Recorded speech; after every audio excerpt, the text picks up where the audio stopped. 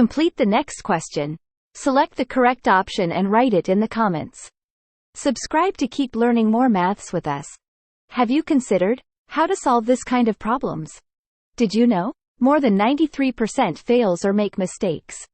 At the end of the video, I explain the steps to find the answer. Look at the formula. Let's see the next example.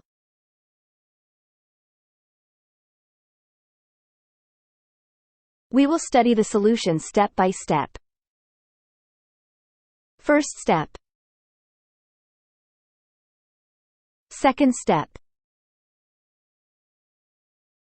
Third step. Fourth step. Therefore, the correct answer is the option D.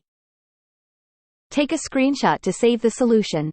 If you like this video, you contribute to more content like this being published. And that's it. We're done. On this channel you can learn mathematics every day. Improve your math skills with us. See you until next time.